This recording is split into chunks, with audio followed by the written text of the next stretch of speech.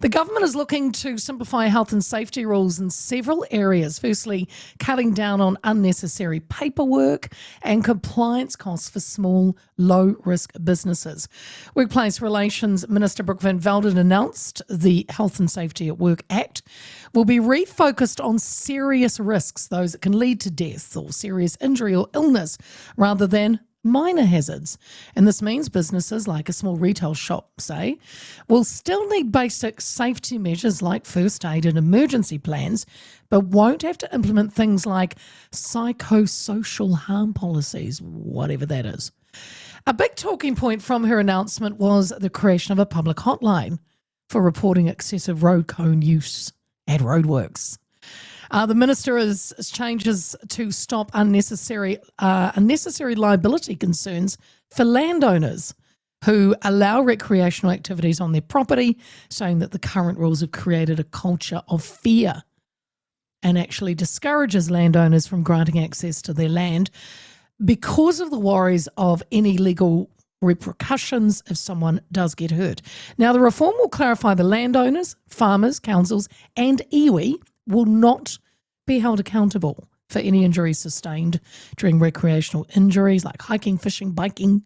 But the responsibility will now lie with the organisation running said activity. So there is a lot to digest here. So joining me now, the Minister for Workplace Relations and Safety is Brooke van Velden. Brooke, a very good afternoon to you. Good afternoon, Leah. Good to be with you. Great to have you on the show. A lot to get through, Brooke, and I know you're a busy person, so woman, let's get into it. Can we first look at cutting red tape for small businesses? Can you give an example of a rule that's been frustrating them and how this change will help them? Yeah, absolutely. Look, we went around the country talking to business owners and workers last year as part of our roadshow under the ACT National Coalition Agreement to do reform.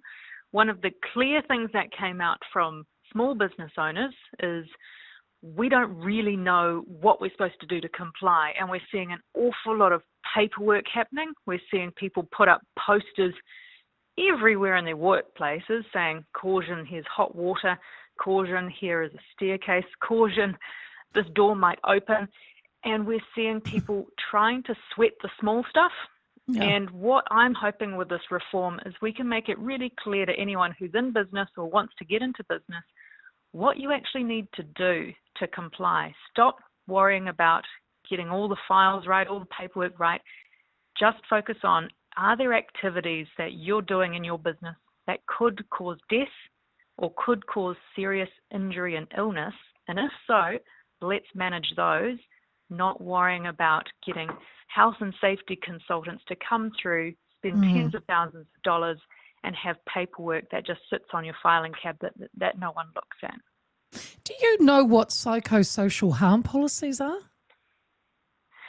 Psychosocial harm is something that has kind of bubbled up in the last few years as mental well-being in the workplace.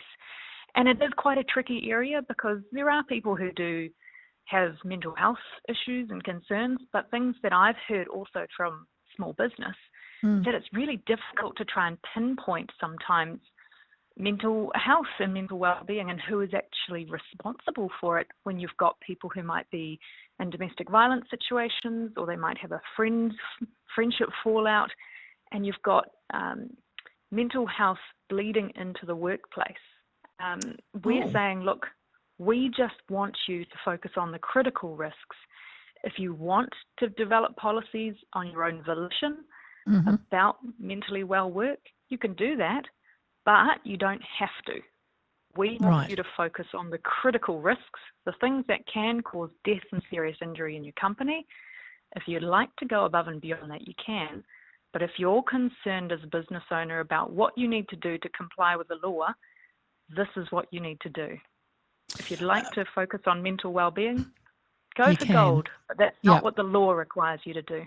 Sure.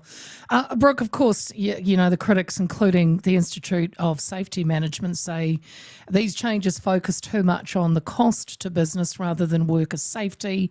They've highlighted between 50 and 70 people die in workplace accidents each year, and this could weaken protections. What do you say to that? Look, I disagree. Part of the reason why we're wanting businesses to focus on the critical risks is because at the moment they're being asked to manage all risk all of the time.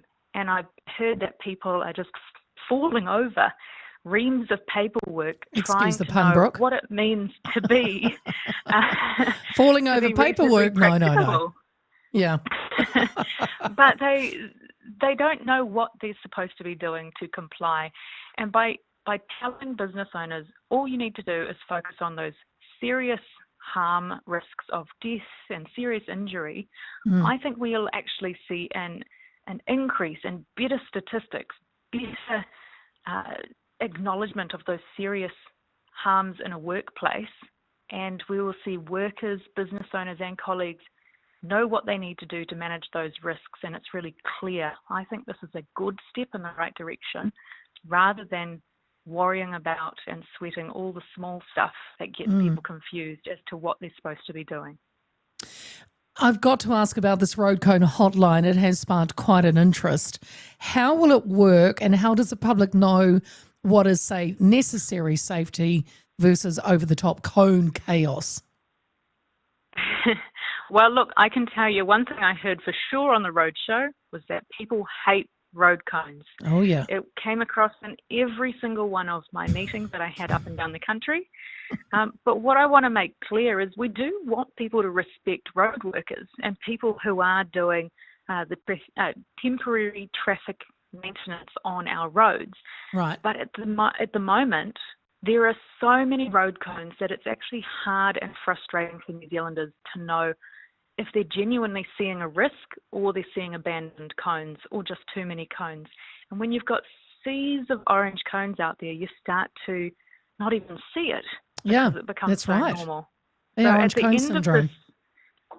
of this, absolutely. And so at the end of this 12-month program of work that I'll be working through with WorkSafe, my aim and goal is that people will respect road workers on the road. They'll see them doing their jobs. They'll see why the cones are there. But ultimately, we'll see fewer cones, and you'll know that when you see one, it's for a genuine reason to protect people on the road and to protect the workers. What will be happening from Minister Chris Bishop's side is there is a new temporary traffic management guide that NZTA has issued.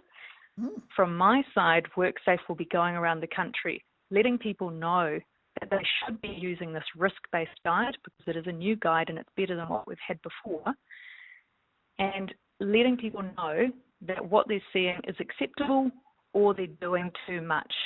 This will have the consequence of saving businesses tens of millions of dollars in temporary traffic management by having fewer road cones that they need to use. It will open up our economy because there'll be more streets that people can go down. And I think we'll see the real effect of shifting to guidance rather than just punishment. Well, when you look at, say, over the last 3 years, NZTA has spent a mind-blowing $786 million of taxpayers' money on road cones and temporary traffic management. That's eye-watering and unnecessary, one would say, Brooke. Okay, so I get that. So that will happen, and you're saying that the public, though, can use this line to ring in or whatever you do to say it's a hotline, right? So the public will have access to it. That's right. And so what we're saying is we need to know when you see instances of genuine overzealous road cone use so that WorkSafe can go and inspect. They can either say, yes, this is good, or no, did you know that this new guide exists and you should be following it and you're doing too much?